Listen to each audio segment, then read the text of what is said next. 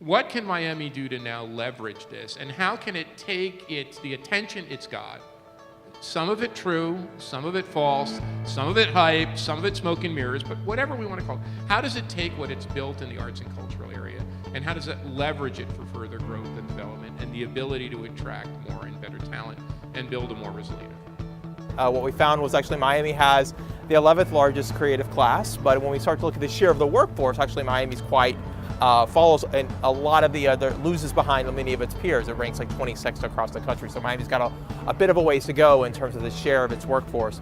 We also found that Miami has some challenges with wages. It ranks about 48th out of all 50 metropolitan areas in the country, so it's challenged on wages.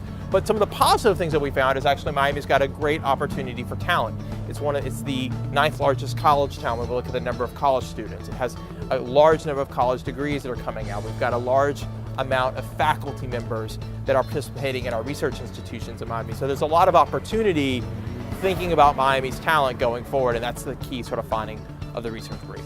So we've been working on this for a lot of years, and I think it's really coming to fruition that business now, developers, but also business leaders are seeing that the value that the arts, cultural tourism, all of the outreach, the visibility that the arts bring to the community has a valid economic impact. You have the 4 pillars, which concept was one of them. We needed density, we needed mixed use, we needed public transportation, which this area was one of the only ones that really had it. A lot of people call this the last station of the Metro Mover. I call it the first station of the Metro Mover. Miami has now reached a point where it's a serious global city. It has a great airport, it has great universities, it has a population of 5.5 million, and it has certain strengths and it has certain weaknesses. And one of its weaknesses has been its ability to attract this group called the creative class. It's lagged on that. The creative class are not just art people and cultural people, entertainment and media people. They're people who work in science and technology, entrepreneurship, innovation, business and management. And Miami has been a laggard in that. 300 communities that participated.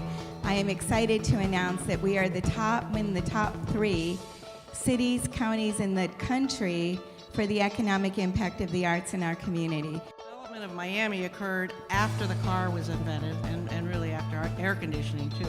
I mean, it really, after World War II is when Miami developed as a city. Arts and cultures are an important part of a social and economic good and provide a social and economic benefit to our communities. In Miami, our arts and cultural scene is strong and vibrant, especially here in Wynwood. Over the past 20 years, arts and culture have really become a fundamental driver of economic development and urban regeneration.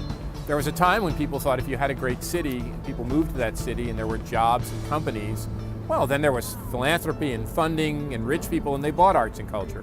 One of the things our research has shown is that places that have a great science and technology community, a great entrepreneurial community, a great business community, but also a great arts and cultural community have an added additional spark to condition economic development. But, and this is a big but, more recently what seems to have happened as artists and cultural and the creative class and the creative community has spurred economic development, people have wanted to come back to cities. Urban areas like this one have revitalized. We just heard about this neighborhood. Land used to sell for $100 a square foot, and then $100, and then $200, and then $400. So as land prices have become more expensive, sometimes the arts and creative community starts to get pushed out. And that's what I call the new urban crisis.